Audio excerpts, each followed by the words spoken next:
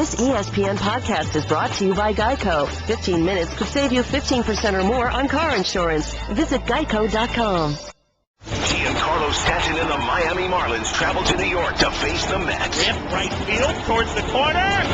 Gone! The pregame's at 3:30 Eastern, followed by first pitch at 4:30. Saturday on ESPN Radio. SVP and Russillo, the podcast. Hey, it's SVP and Russillo. We appreciate you checking out the podcast. A great guest list includes Pedro Martinez, story time about a Montreal start that Ryen attended and what fueled him to get from the Dominican to here. Ernie Johnson with a memorable moment as he wins the Emmy for Best Host in Our Business and gave that Emmy Award to the Daughters of Stuart Scott. A fantastic moment. Mike Reiss from ESPNBoston.com. The Wells report says it's more probable than not that the Patriots quarterback and their equipment guys knew what was going on. So what happens next? Shady McCoy on Chip Kelly all but calls him a racist. Ryen and I are both baffled at that. And is Ryen still saying print the shirts, meaning Golden State will go all the way to the NBA Finals? Dad, I got something to say. Let me ask you a question. All part of the podcast starts now. Now, SVP and Russillo on ESPN Radio. And ESPNRadio.com. They hadn't lost at home since last calendar year, I believe. Golden State had only lost 2 home games all season, 39-2. They won the first game easily over Memphis. I think that Bulls game when we were at the Super Bowl. Yeah, it was late January. We watched that together in Phoenix. Right? We did, buddy. Good times. They lost last night. Conley comes back for Memphis, and it's one game. So what does it mean? Conley was the star. Okay, I think you start there as far as the in-game stuff. The guy drops I think so too. 9 points in the first 5 minutes, and it's not just him scoring. It's the confidence of the rest of the group on that team going, we got our guy back. Oh. Yeah, this is what it's supposed to look like. And game-wise, there was that spot. Clay hits a 3 with about 4 minutes to go in the first half. Yeah. It's 38-35, and you're going, okay, so Memphis is going to play this well, have Conley back, and this thing's going to end up tied at halftime, and now what? And that's not what happened. Because from that point on, 38-35, Memphis goes on a 12-4 run, and it's 50-39 at the half. So I think Golden State was bad, but I also think Memphis freaked them out, too. So it's all connected. It's great Memphis defense. It's an energy. It's good balance offensively. It's getting Conley back. And it's a bad night for Golden State, not just because Memphis made them look bad, but they got kind of freaked and then led to all sorts of just terrible misses and stupid passes. It's bizarre. It's actually, it freaks me out and bothers me how similarly you and I seem to see the world. Because I'm sitting there on my couch next to Otis the dog watching, and I'm thinking, Memphis has done about as much right as they can hope to do. And they're going to be down, or it's going to be a 1-point lead at the half, and Golden State's going to go in, sit down, look around at each other and go, what are we going to win by, 15 or 20? But is it unique that you and I thought that? Maybe not, but it shouldn't be, because that's what you saw all year. I guess we tend to sync up on a lot of things, but that was exactly what I was thinking. And then that's not the way it went. And that flurry at the end of the half I thought was massive. And, look, I know this much. I know when that series goes to Memphis, you folks in the Grindhouse are going to show up turned. That place is going to be live for Game 3. And I'm not going to do the freak out each game. And I say this every year in the playoffs, and when something switches like this and pivots on a dime this way, I'm not reevaluating life here. But Conley matters that much to this team. He totally changes who they are. Their identity changes because of his existence. Is that fair? There's no other way to say it. So does that now in any way make you reevaluate yesterday's take? Print the shirts. I never said the shirts were going to say 16-0 on the back. Okay? And when people started running around the studio going, do you think they lose 5 games in the playoffs? And then it became this 3.5 over-under total losses for Golden State. We both looked at each other and said they're going to lose games. So we're still printing the shirts. But what I need to know is if Memphis is going to pull this off, then this is some San Antonio type. You know what I'm saying? Yeah. Okay, this is San Antonio without the resume. that Memphis could do this, because the thing about Golden State is offensively, all right, you have an off night, and Clay was terrible. No one scored 20 points last night for the Golden State Warriors. Nobody scored 20. They shot 23% from three-point range. 23.1%. That's okay. Not, we'll round down. To combined, you can bank on this. What did we say about Atlanta yesterday? They won't shoot the way they shot against the Wizards. Now, the Wizards didn't have John Wall, but they shot much better, and they win. The Warriors will not have a game. And they lost by 7 in a game where they shot 23%. So part of me... 3 of 17, those 2 from 3. Part of me wants to go, okay, great game from Memphis. But, man, is that going to happen with Golden State again? And it was a 7-point game? You're just waiting for that run. It didn't happen, and Memphis deserves a ton of credit, but I still don't know that they'll score enough to win 3 of the next 5. Are you there yet? Nope. I want to know how freaked out people are. How about you, Stanford Steve? You're always a contrarian. You got Memphis in 5? No.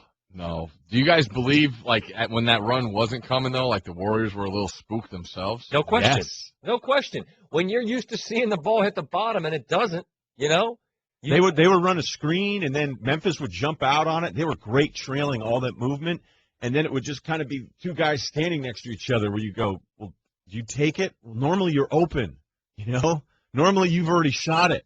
Well, I don't know what to do. I just don't want to hear the jump shooting thing, because both teams shot about the same attempts in the paint last night. Memphis was better. Steph Curry, the MVP, received his award before the start of the game. He talked afterwards about a guy who, in case you missed it, is first team all defense. We want to move the ball a little bit better next game. We move side to side and make him have to make decisions as opposed to just being locked in on one-on-one defense, which that's probably his strong suit. But if you make anybody that's a great defender have to make decisions and make multiple efforts, I think you can make him work just a little bit harder, and we got to do that next game. He is Tony Allen, who was mic'd up. And the problem with him being mic'd up last night is that now there's a place in life where it's before he was mic'd up and every game after where he isn't mic'd up, where we will wish that he was mic'd up, because he is a never-ending commentary of joy. Tony Allen. Yeah. First team all defense. Everybody wants a Tony Allen. Everybody wants one of those guys. But it was a great balance of effort, because when it wasn't Conley after that start, Zach Randolph got it going, and then they ended up having to switch to defense on Canadian pronunciation. They had to switch how they wanted to defend Gasol, and then Gasol worked him a little bit. And that was another thing, too. The beginning of the game, Gasol was setting some grown-up dad-type picks. He was leaning out and just turning his elbow into guys and crunching guys. He got Curry a couple times. Zebo chucked Curry to the ground, even though I think Curry sold it a little bit at the beginning. And it's a fight. And Memphis doesn't have the rings, right? They don't have the finals appearances, but they're going to fight. So I feel like it's kind of like that San Antonio thing without the resume thing from them. I still don't expect enough offense from them. What'd you think of Draymond and Conley? Conley goes down. He's got the mask on. Draymond goes to, in a sense, you could say, I'm just trying to make a play on the ball. And that's what I thought he was doing. I think that's who Draymond has been all year long. I'm not sure if the play's over. I'm going to get the ball. That's how I feel. Dave Yeager, their head coach, after the game. I did watch the play at halftime, yes. What'd you think? I'm not going to answer that. I didn't even get a chance to say I wasn't going to answer it before you got yours out. Stuff happens. It's a competitive, it's an emotional game. You ever have, you get a ball off your thumb playing basketball, and your thumb, you could jam it, and then you notice how many more times you run into stuff, and you're like, you notice that you stub your toe, same kind of thing. Conley's got plates in his face, and he's got a Phantom of the Opera mask on, and stuff happens. I don't think Green's making a play to try to injure the man. I also don't think you're going to play with kid gloves because the guy's hurt. You're just going to keep playing. I had no issue with it. I got hit in the face the other day with a ball off the rim, and it hit me so clean, and my teeth kind of rattled a little bit. Where'd it get you? Nose? Just face, real hard in the face, left eye. You get the water, eye water? Yeah, and the first thing I wanted to do was turn and look at who shot it, as if it was their fault. But it was the first thing that happened. And the first thing I'm also thinking is, you can't yell heads. I'm like, no, it ricocheted perfectly right into my face. And after 20 seconds, I calmed down and was like, it's not anyone's fault. So I know what Mike Conley's going through. SVP and Russillo. We've talked a ton on this show, and I think it's been some of the most fun stuff we've done, frankly, where we laugh about our own foibles and our crew, our group of friends. I told the story about Miami. My friend, the herd of oxen stormed into a restaurant. We got kicked out, behaved poorly, embarrassing. Then we behaved worse in the next restaurant, weren't kicked out. The reason I mention it now is that these are my friends. These are my closest friends, people I love, truly, but who I don't always agree with. And the reason I mention that, by way of leading into LeSean McCoy, is when we've had him on over the years, he's a guy I've really enjoyed talking to. Guy with some personality, a guy who can play. Like the best combination, I think, of the athletes that you deal with. Got something to say and can back it up and can play. Is that a fair way? Does that represent a similar feeling? Yeah, he's been great. But then when you say stuff like that Chip Kelly's gotten rid of all the good players in Philly, especially the black ones, you go, wait, what? This is the article. This is the interview. You can read it on ESPN.com. It's in ESPN, the magazine, as well. It's Mike Rodak. I hope I have the pronunciation of the last name right. He said, you told the Philadelphia Inquirer in April that Chip doesn't, quote, like or respect stars. What was the problem with you and Chip, and how did that relationship end? This is from McCoy. Quote, the relationship was never really great. I feel like I always respected him as a coach. I think that's the way he runs his team. He wants full control. You see how fast he got rid of all the good players, especially all the good black players. He got rid of them the fastest. That's the truth. There's the reason. It's hard to explain with him, but there's a reason he got rid of all the black players, the good ones like that. What's the reason? I mean, it's just because they're black. That's why they get rid of them. The problem with that line of thinking is who did he replace the players that he got rid of with? All black players. So maybe what I'm trying to do, the first thing I do when I read this, I get mad, okay? Mm-hmm. Because I just don't believe it's true. And then I try to think, okay, what could I be missing? What could I be missing is the white guy who so often is reminded that he's not allowed to have an opinion on any of this stuff, which is just not going to happen because we have a show and we're going to talk about it, and it should be talked about. But is it animosity that he's not on the team? Because he didn't want to go to Buffalo at first, and they gave him a bunch of extra money that they didn't even have to give him, so now he's good with Buffalo. And I can understand not wanting to go somewhere else, but I'm trying to understand what it is that I don't understand here with LeSean, because he has to be smarter than something that seems so inaccurate. If you're talking about getting rid of Deshaun Jackson, and then you move on as well, that the implication is that it's race related, then I just don't understand how you say that when the people that come in behind you, DeMarco Murray, Ryan Matthews, Byron Maxwell,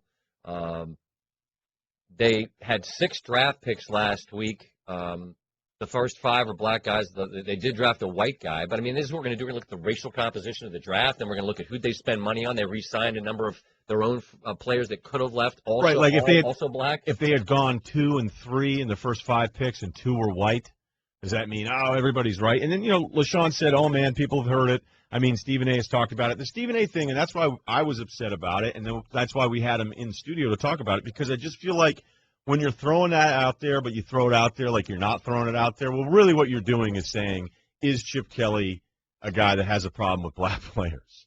And right, saying you're hearing that's sort of a trick in our business, isn't it? Yeah, so then it becomes, well, I reference him, and now, like, sometimes people talk about a lot of stuff for a long time that is irrelevant. And here we are now. This has been a few months of this, and it comes up again. I just wish you could ask LeSean and be like, how do you see it? How do you see it that he's looking at his roster going, black guy, pretty good. Gotta get him out of here. Hey, he's black. Yeah, he's pretty good too. Yeah, let's move on from him. I mean, if that's what you really think is happening, I don't understand how you get to that point. SVP and Russillo on ESPN Radio, ESPN News, and you think back to that article about McCoy. Juxtapose this with the comments where he was all bought in. The Seth Wickersham Seth thing? Wickersham Well, piece. it talked about how bad it was in the beginning, But- and then had come around and understood why Chip was trying to do all the different things he was doing. Right, and I thought it was, and we had Seth on to talk about it. We asked LeSean on when he's been on the show about it, that he resisted the way Chip wanted to do things, monitoring sleep, this and that. And then I thought one of the main, most important pieces of information from this piece, where you really get an insight into how LeSean McCoy's mentality seemed to change, was this whole idea that his birthday party, and when you're young and you got all this cash, you want to throw yourself a big birthday party, and he did, cool, but then he didn't even want to have a piece of cake because that was kind of the forbidden fruit, and then he had like a small little nibble, and I think that gives you the insight, anecdotally, that he knew he wasn't supposed to eat all of it, so he didn't, but he still wanted just a little taste, so he had the smallest of nibbles. Okay. But what do you think? I Do think you think he you're bought in. dismissing the point, though? Okay, but this isn't about the cake. This is now about him saying that he basically thinks Chip Kelly's a racist because he got rid of star players, the black star players. I don't know. He also got rid of his white quarterback, too, but nobody wants to hear that. He drafted a black kid, Aguilar, out of USC, again, in the first round. So I don't get this. It's not like he signed John Parker Wilson, Croyle still out there slinging it somewhere? No. I thought JPW had a chance, but that's just me. That's your boy, though. I'm saying that specific to McCoy, the article showed you how he didn't want to buy in, resisted it, then saw the merits of it, and those guys had this 2 years ago was fantastic. Last year, the O-line falls apart, and McCoy didn't do as well, and then he gets run. And then they bring in a guy, and actually in Murray, where you could wonder money for dollar, was there more involved with Murray? Which was a curiosity. Like we've said, we don't get everything from a football's perspective that Kelly's done, but the notion that you're getting rid of star players, the black ones, well, again, if you were going out and specifically filling those spots with white guys, then I guess there'd be merit. I don't buy it. How do you think then McCoy gets to that point where he feels comfortable basically calling Chip Kelly a racist? That's what he's doing here. Like, he's not saying Chip Kelly is a racist in that sentence, but that's what you're saying, and that's why I thought the thing was like, okay, either back it up with something more than I'm just asking the question, people are talking, and then McCoy references Stephen A. as if somehow that makes it real. Oh, I didn't agree with Stephen A. when it was brought up at the time, so I don't understand how you get there. Nor do I, and it flies directly in the face of the most recent signings and the most recent draftings. And, I mean, the issue is that now this will continue. The Eagles have had no comment. The Eagles said that they've got nothing to say about it. And I don't know what there would be to say about it. I'm trying to think in my head how you get to, unless you're just mad. You're mad that you got run out of Philly. You're mad that. But is this a bad breakup where you just start making up stuff about the other person? Yeah. I don't get it. I mean, or is it, hey, LeSean, maybe it's because you're really expensive at running back and they don't need to pay you that much money. Although they went ahead and spent a lot of money at the position. I still don't understand the Ryan Matthews. We got him. Okay, we can still get DeMarco Murray. But there's football stuff I don't understand. The Bradford thing I still don't understand. But this McCoy stuff I just think it's really disappointing. There's a reason. It's hard to explain with him, but there's a reason he got rid of all the black players, the good ones like that. Well, then what's the reason? Just that they're black? Is that that's what you're saying? And again, if I'm going to say that about somebody else, I'm going to say this guy's a racist. I'm going to say this guy doesn't like women. I'm going to have some real evidence instead of I got traded to Buffalo. Yeah. And he seems comfortable saying something that I think is completely irresponsible. I'm with you. SVP and Russillo. Ernie, last night was really something special. What an honor to win the biggest award of the night, and then you gave it to Stewart's daughters. Take me through the moment. Was it something that you knew you were going to do if you won? I didn't even think that there was a chance that they would call my name. I thought all along leading up that we'd hear, and the Emmy goes to Stuart Scott. And then I was, I think, like the rest of the room, waiting to hear what his daughters would say, when they accepted for him. And so when they called my name, it was like a stunner, and but I knew walking up, it's just this cannot stay in my hands. So it was just, I'm blessed to have had the opportunity to do that. I mean, I think he meant so much to all of us, especially obviously to you guys at ESPN, but to all of us, he meant a lot. And having kids, I know that those kids were sitting there and hoping that Dad's name would be called, and that was the only way we could get that done. I've watched those little girls grow up. Stuart was so proud, as any parent is, of his or her child. What did it mean, Ernie, to you to hand that to them last night?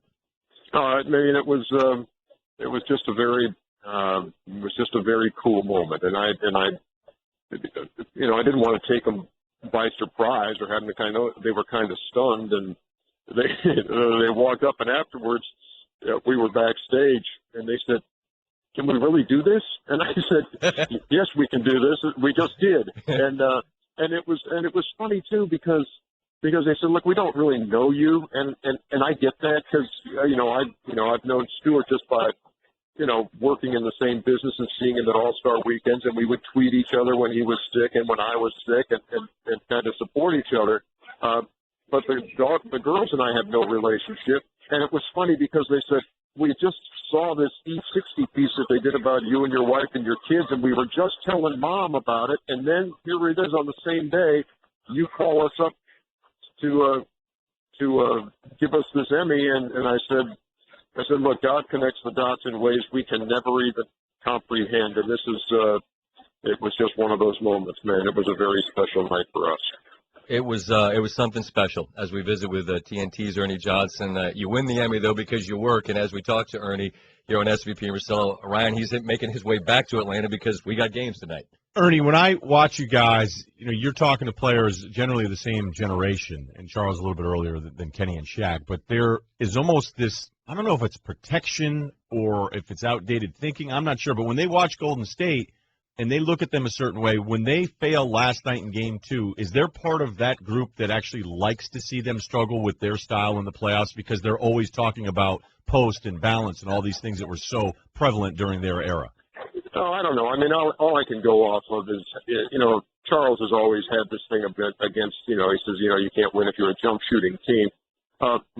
My point on Golden State is they're more than just a jump shooting team. They're among the league leaders in points in the paint.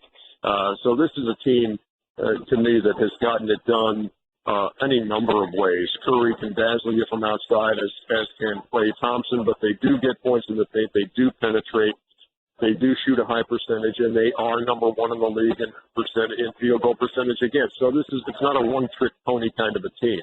So I never want to speak for them and say that anybody gets any kind of satisfaction or sees, like a validation in their points from looking at Game 2. But, Golden State to me has done it all year long. And this is going to be a great series. A team that likes to score against a team that really D's up, a team that loves to shoot threes against a team that doesn't. I mean, the contrasting styles is what makes a lot of playoff series really special. How do you look at Chicago and Cleveland? Must win tonight for Cleveland. The Kevin Love absence is going to affect them, obviously, and Chicago just seems to be playing with a lot of confidence, and they did what you expect a good team to do in Game 1 is say, hey, Cleveland's shorthanded, even though, Tibbs says any team that has Kyrie and LeBron isn't shorthanded. No, this is a shorthanded team. They're not able to do the things the way they want to do them without JR and Love. And they went in there and smacked them around a little bit and said, okay, now we took the home court away from you, and now you better win Game 2 or we might make this a quick series. So vital tonight that Cleveland bounces back and ties the series. Safe travels back to Atlanta. A doubleheader tonight on TNT. Ernie, in the last week between the E60 piece and what you did last night, you made me cry a couple of times. I look forward to you and the fellas making me smile the way you always do. You're the best there is. Last night was as classy a gesture as I've seen, and I and everybody here at ESPN thank you and salute you. You guys are very kind. I appreciate the words, but believe me, I'm blessed to have had the opportunity to do that and to honor Stewart that way. Thanks, guys. Geico presents Strange Saving Stories. Astronomers detected an interstellar transmission. It stated, Geico, 15 minutes could save you 15% or more. The implications were staggering. Was the cosmos telling us we could all save hundreds on car insurance with Geico? Or did their radar merely pick up a signal from the nearby Rufus and Clyde's morning show? We may never know. Geico. 15 minutes could save you 15% or more on car insurance. SVP and Russillo. No, for real.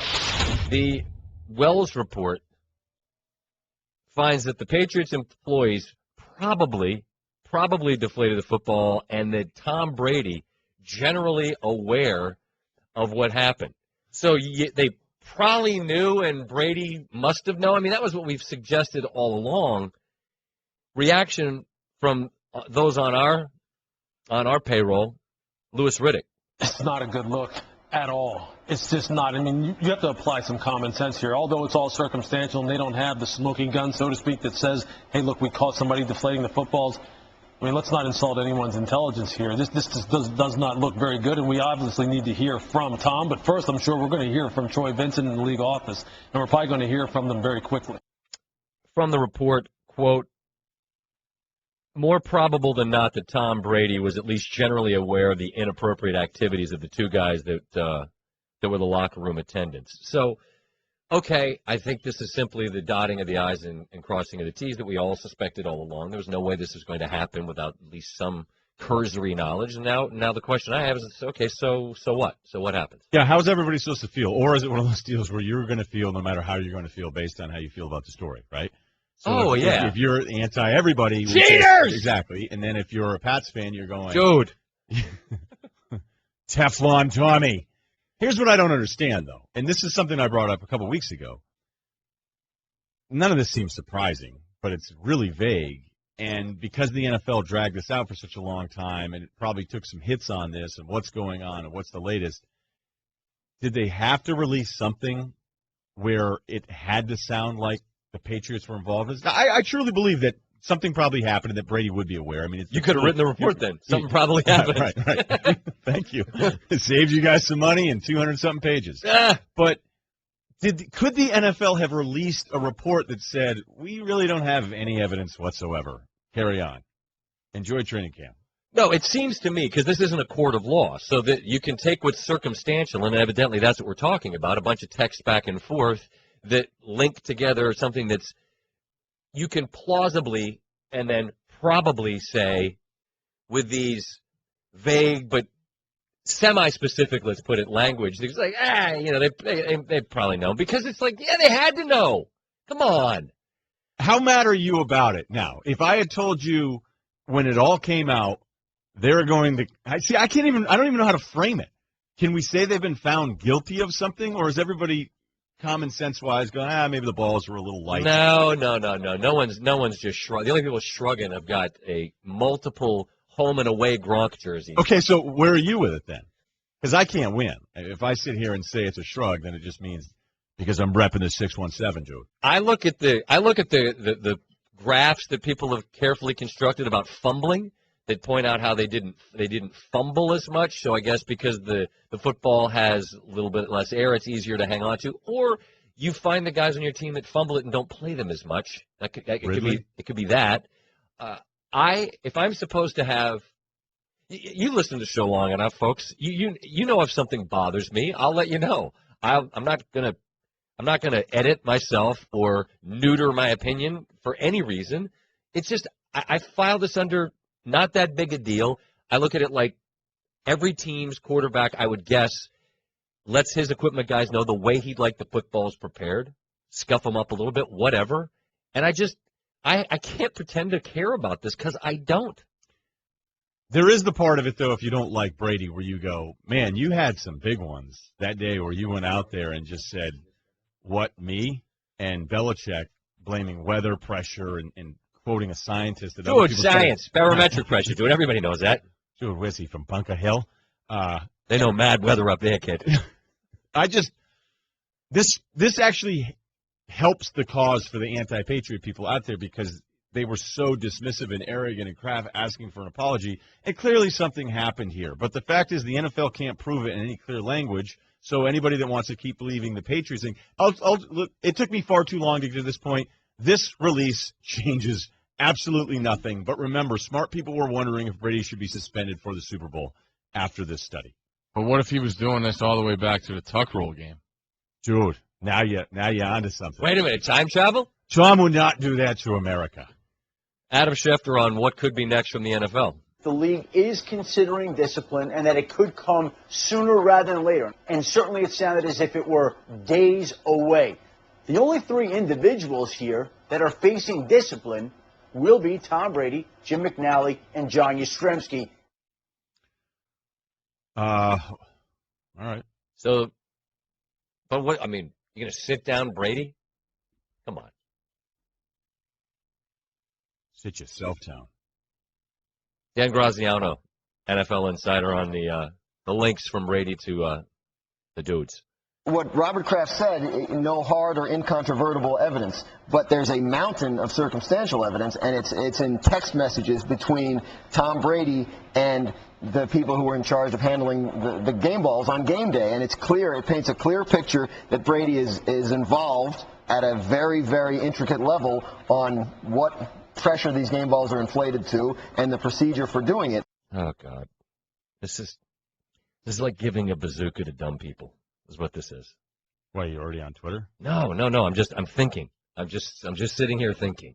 What if the text messages are just two dudes making fun of each other? Hey, who knows? The fact that I heard it, that the pressure of the footballs in the second half when they smashed them was correct, apparently.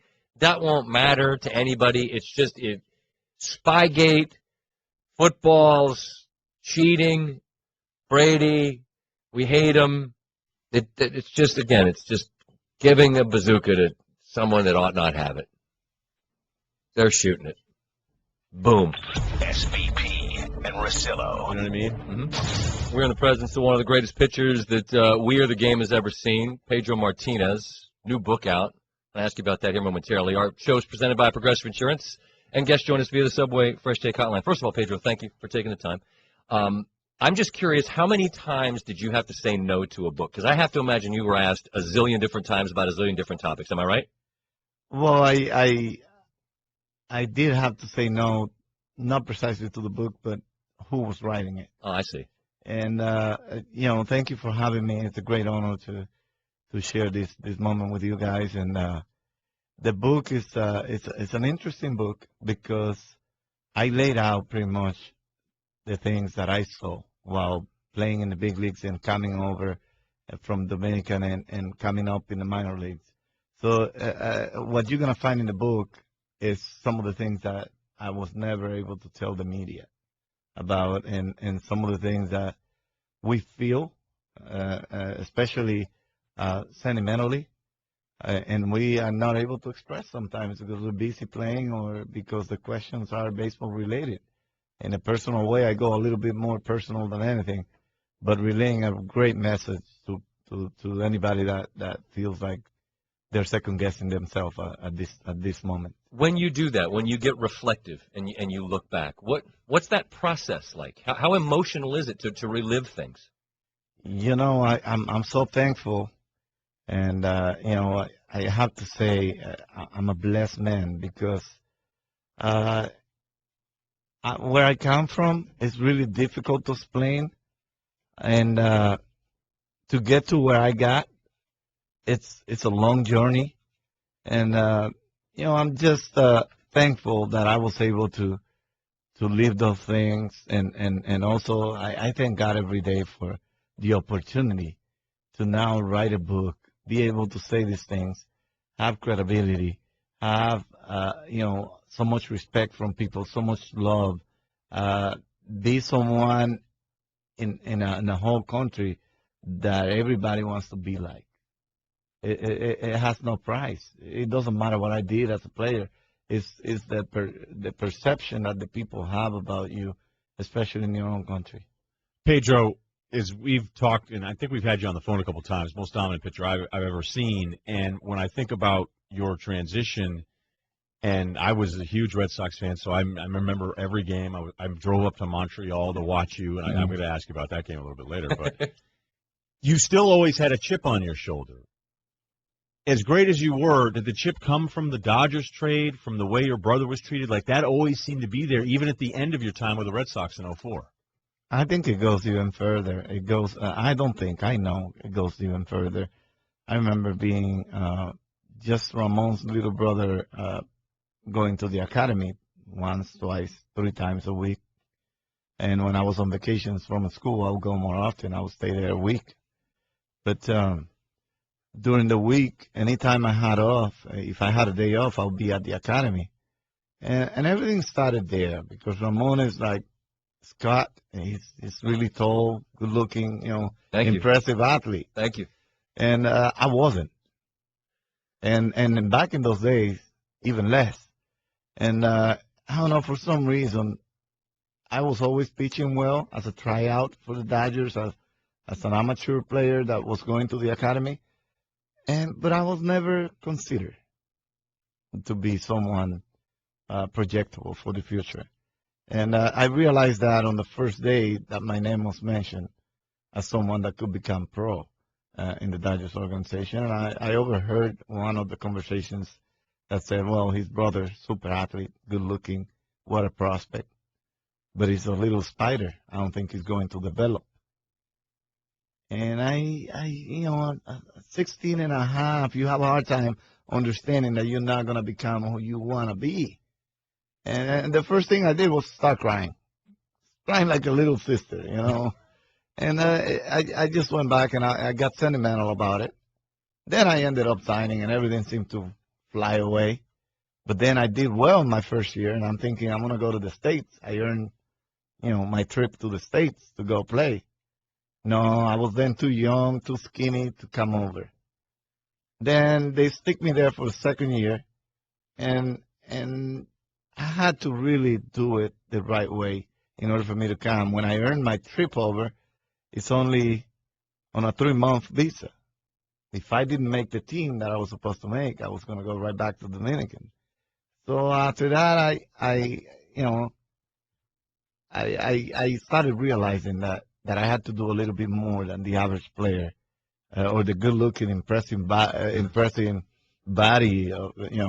that was out there, or feel up the uniform a little bit better. And that's why you went with the Jerry curls, because then you just started looking as good as your brother. I'm sure. When you were dominant, and I'm talking like something we've never seen, the gap between you and everybody else in the era you're pitching, 97, 2001, 2003, 2000, did you have more fun then or in the year 2004 when you won the whole thing? Well, without a doubt, 2004, you don't get that group of idiots together again. and that group of idiots is probably the funniest team I've ever been around, the most unique team that you can find. The group of personalities that we had in the team was special. As much fun as we had, I have a hard time finding another team that probably had more fun than we did. And but playing with my brother was such a luxury. And my brother, if you watch 2099, when I was established as a big league pitcher and I knew I was comfortable in Boston, my brother joined me in the Red Sox. Right. And I seemed to find the missing piece to actually finally feel like I was a king. I had put it all together, mechanically, physically, mentally, economically. Everything was just clicking for me. And having my brother on my side to oversee everything I did, and if I was wrong about something, he would know right away and pick it up right away, didn't allow me to struggle at any point.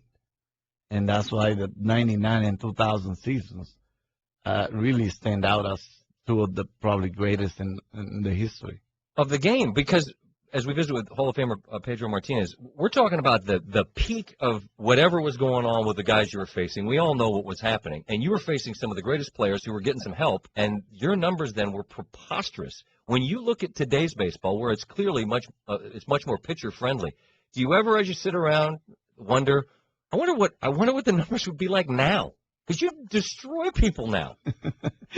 It's good to keep everybody intrigued about it. But at the same time, you know what? If you ask me what team I wanted to face on a daily basis, if I could, it was going to be the Yankees. Because they were the best, the absolute best. And I wanted to beat the best. And I wanted the toughest guy out there. Who was the guy for you that was the toughest guy? When you stood there and it's whatever the count is and that guy dug in, you thought, oh, man. Because, I mean, I got numbers for guys you owned. But who's the guy that when he stood in, maybe just from a Yankee, that you thought, uh-oh? Who was Jeter. it? Jeter will be the peskiest one of all. I had my battles. You know, the toughest to me, I got him out, believe it or not. I got him out, I think, 23 out of 25 times. Edgar Martinez. But he had the ability to foul off 97 on the black. And, you know, in order for a small frame like me to reel in 97, 8, 9, 10 times. I'm like, oh, my God, you're getting my stomach out. You know, I'm gonna pretty much blow away. And this guy seemed to do it every at bat. He would just foul me off, hoping for a mistake. Then when I finally got a pitch around and he swung, he would pop it up or hit a ground ball. Or if not, just strike out or something like that. Okay, Pedro, I'm going to take you back here. June 9th, a Wednesday, 1999, you're pitching at Montreal. So you're back in your hometown. I drive a couple hours up north from Vermont by myself, grab myself a Labatt, sit in the stands. And you went 6. The numbers are actually better than I remember it. You had 10 Ks, but you gave up 4 earned, which was ridiculous for you in just 6 innings against that Expos lineup. Did you go out on Tuesday night in Montreal? Were you a little slow that day? Because I felt like not really. Really? But I was really. I don't know if you noticed the previous outing in Boston against Montreal. I did pretty much the same thing, but I didn't give up the runs. But if you look at the hits, you look at the quality, you know, the little ground balls that went by. It really wasn't that bad of an outing. It wasn't that bad. Do you remember the story he's talking about? But yeah, of course I do. Because you wouldn't be pitching up there that many times. Exactly. But it was just. We got greedy. I got everybody so accustomed to having almost a shutout every day and a no-hit kind of game that when I went to Montreal and gave up to the Expos, even though they had Vladdy Guerrero and guys like that were pretty good at that time, you know, when I went and gave up 4 runs, everybody's like, oh, to this shitty team you gave up 4 runs? And that's what happened to you. But I'm sorry, bro. At least I hope the way over to Montreal driving was beautiful. You made it up to us back then, so don't worry about it. And you made it up to us right now. He's waited a long time, never dreamt to be able to tell you that story, and now we find out I got lost. The end of the story. Home. Pedro Martinez, the book with Michael Silverman, from the guy that said the spider or whatever to the Hall of Fame. It's been an incredible journey, and it was a blast to watch you play. It's a blast to watch you now on TV. You're great at that. And we appreciate you spending a few minutes with us today. We could talk for hours, but I know you got other stuff to do. Thank you. Thank you so much, and thank you for having me. And I hope this message gets across to some of the young players about the reality that we have to live in baseball in general, especially coming from a different country. It's really important, and it's really interesting. I think they will find out how I did it, what does it take, and they will get it straight like I lived it, not straight like I'm saying it. Straight like I lived it. So thank you very much. ESPN Radio, bringing you directly to the biggest events in sports. Center field, well hit, Hunter back, out of here! From opening day of baseball, throw to the plate, safe at the plate, right through the World Series. For the 3rd time in 5 seasons, the San Francisco Giants are the champions of the baseball world. Whether it's LeBron, Chris Paul, or Kevin Durant, when the NBA tips off, ESPN Radio is right there when a champion is crowned. We have a new world champion. The San Antonio Spurs are the world champions. And when the magic of bowl season arrives, ESPN Radio is your home for the new college football playoff. The college football playoff first national champion, the Ohio State Buckeyes. The biggest events in sports can be found right here on ESPN Radio. SVP and Russillo. Mayo's the best condiment. Mike Reiss does a great job covering the Patriots for ESPNBoston.com. Joins us Subway Fresh Take Hotline. Mike, this report, Ryan and I have kind of shrugged because it seems the language is such that all you can do is shrug. It's basically they more than probable they knew. Brady more than likely was involved. So what do the Patriots make of this? What do you make of it? Let's start with that. What do you make of it? Well, the first thought I have, guys, is it's a little stronger, than I thought, and I think you focus on the three people. You have, obviously Tom Brady, the big guy here, and then the Jim McNally, the officials locker room attendant, and John Yastrzemski, the equipment assistant. That's what this report is all about, those three.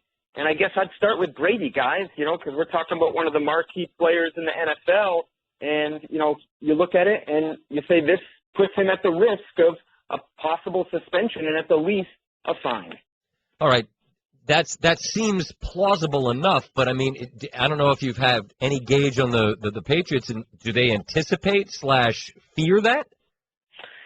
Well, so let's go by what the statement from the Patriots owner Robert Kraft today. He used words like disappointed, offended, incomprehensible. When we hear those words, or at least when I hear those words, to me that's them bracing for the worst, that they felt like this didn't go the way they were anticipating it going. So specific to Brady, I guess to me I would deduce that they're expecting the worst there.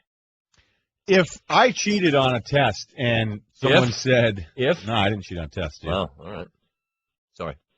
If I cheated on a test and it said more probable than not, and someone made it public, I'd be like, look, either you caught me cheating or you didn't. Is there any concern? I know we're all kind of using common sense here, going maybe something happened here, but is that why the Patriots felt so strong in their stance with Belichick and Kraft demanding apology and Brady kind of shrugging, going, I don't know what you're talking about prior to the Super Bowl?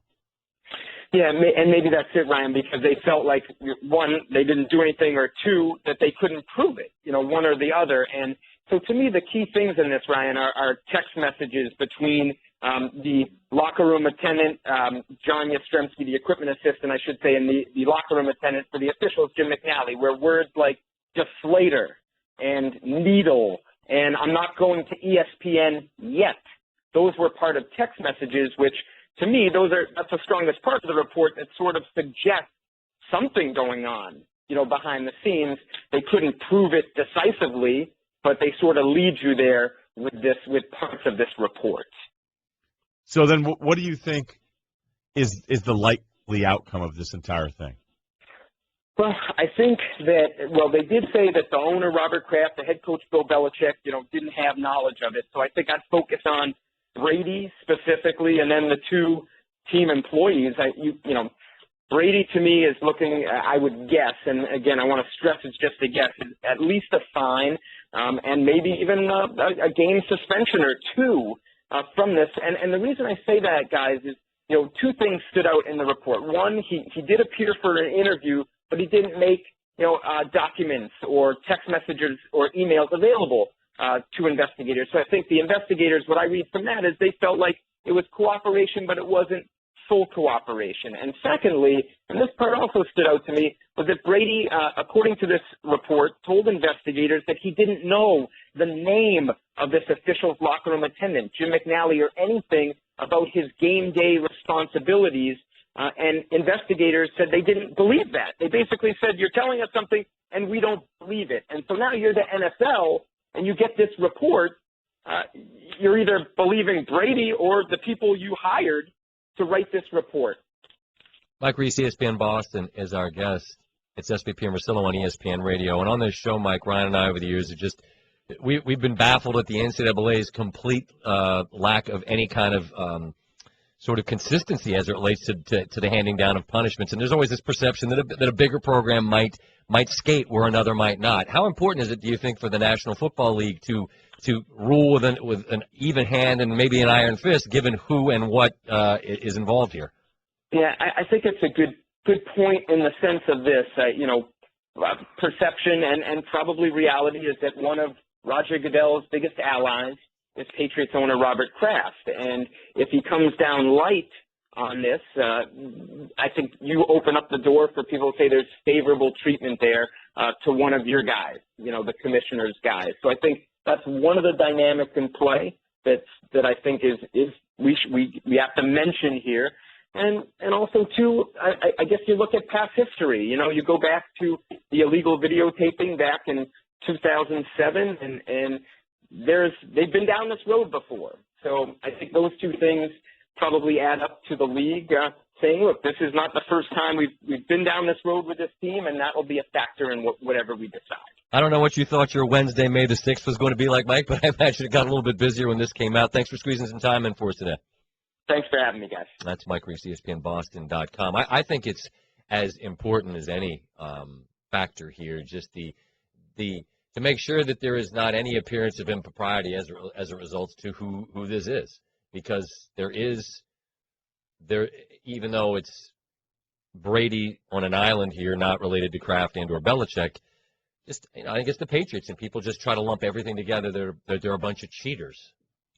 Yeah, that's a big part of it. But clearly, reading through some of these text messages, and apparently McNally and Yastrzemski, this is between October and then again in January, implying Brady was requesting footballs deflated below 12.5 pounds per square inch. They describe requests from McNally for shoes and signed footballs from Brady in exchange for deflating the footballs. So the text, quote, go, remember to put a couple sweet pig skins ready for Tom to sign, one said. The other replied back, quote, nice, throw in some kicks and make it real special. So I think we all thought something happened, but I'm always at the end of the story when it comes to, I don't care that the Browns had their GM texting coaches. I can understand why you're not supposed to do that, but I will not look at the Browns differently from this point on. I don't care that Atlanta was pumping in extra noise. Yeah. And, yep, they've been docked a pick, but I don't think that's a huge deal. But those teams don't win. New England wins, so there's more focus on this. It's just the way it works. It's why anytime you're looking at some of the guys that got the Ross deal when it became the public scrutiny with steroids, is because those were the best players. So if you're mad about it, not you specifically, but listening or watching us today, if you're mad about it, all right, fine, I get it, and I'm with you. Something sketchy happened. But the magnitude of it, I don't think is that big of a deal, and I have zero interest in it. I feel the same as you. And I was looking at some of those texts that go back and forth, and I go back to the Jameis thing with the hookup, right? You know, hey, going to take a couple of pounds per square inch out? I got you. How about a couple of sweet Under Armour kicks with the old SIG on there? Maybe a football with a couple of pounds less air. We'll put the old scribble on there, T. Brady, and off you go. And again, the folks you talk to that play the position on other teams all just kind of shrug and shake their heads and say, next. Everybody wants their equipment exactly the way they want it. SVP and Russillo. Just a quick thought on the players, which gets underway tomorrow. It's not a major. The tour's tried so hard to make people call it one. I don't care what you call it. It's the best field on as challenging a golf course as there is. It's different than the U.S. Open because it's not as penalizing. It just taxes every bit of what you have to do, and it's got the best field. The Masters is a smaller field. The U.S. Open and the Open Championship are qualifiers. So, too, is the PGA that involves some guys that just have no chance of winning. This has the best players in it. None of which has anything to do with what I just got via text. My main man, Eric, the legend, who caddies for Jerry Kelly, just sent a video on Wednesday. It's fun. All the caddies step up and try to hit the island green. And my man, the legend, found dry land on the other side. So fun day down there in Jack's, and a real fun tournament that starts tomorrow. And Rory McIlroy, if you missed it last week, won the match play. So world number one comes in off a win. And you're not part of the coverage this year. Are you getting phased out at all? I noticed Matt Berry next to Andy North. I think he's doing a good job, but it's just odd. I'll be at St. Andrews for the Open. Are you sure? Hey, did you check the schedule? I have not. Is it posted like the CAF or over? It's like JV basketball cuts. Like who's going to Scotland? I just see Matt Berry. My name's not on the list. Pelt's going. I'll mop that kid before I let someone else go over there. Sit in my seat next to North. I sent North a note. I said, you feel good cheating on me, you rotten harlot? North out there sitting on next to somebody else. You know what they call Matt Berry? What do they call him? Matt Major Berry. Earlier today on SVP and Russillo. Not taking that anymore.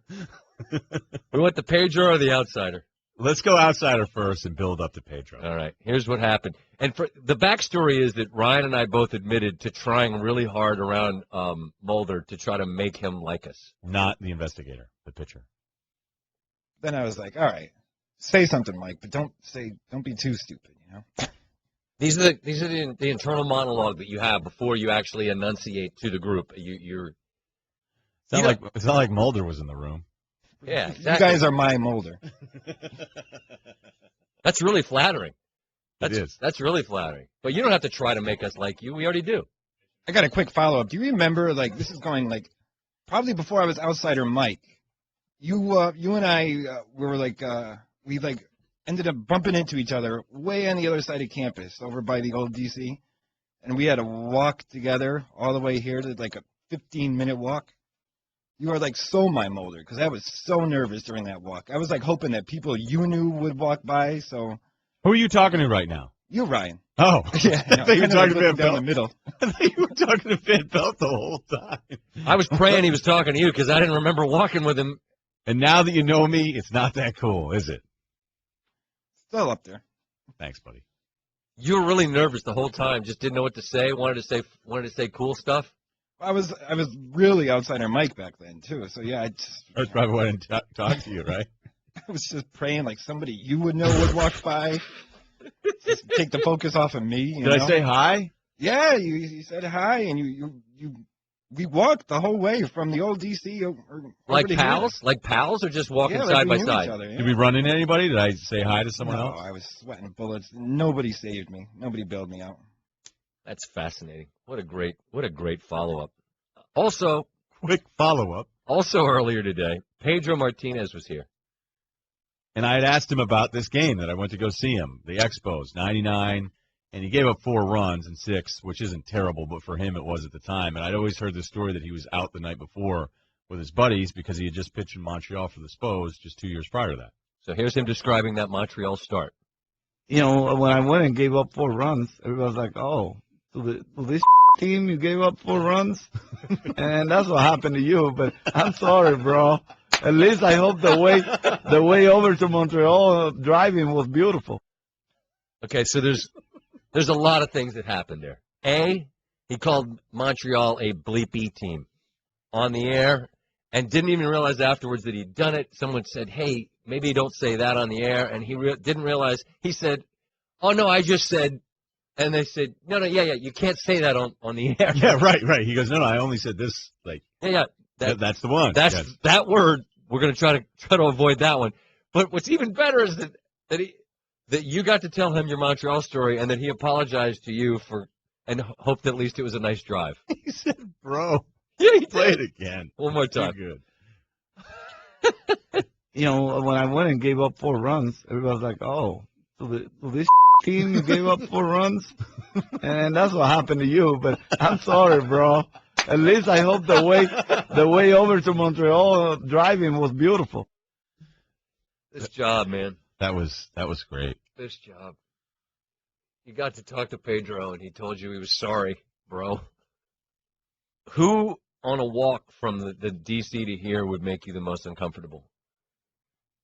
From here to the D.C.? Yeah, but just so people have no concept. It's a long walk, and you're in the hall, and I'm just trying to think who would be the equivalent of the story that Outsider just told. Oh, who do I think is that cool? Mark Gross, probably. That's a good answer. That guy's a star maker. That's what I mean. I'd want to be impressive. I'd want to smell good. I'd want to have good posture. Mark Gross is my answer. Okay. It's a good answer? Sure, as good as any. What's it going to be like covering the Open stateside in studio? I'll just do my best, man, bro. Miguel Cabrera leads the Detroit Tigers into Anaheim to face Mike Trout and the Los Angeles Angels. The pregame's at 7 Eastern, followed by first pitch at 8, Sunday on ESPN2 and on ESPN Radio.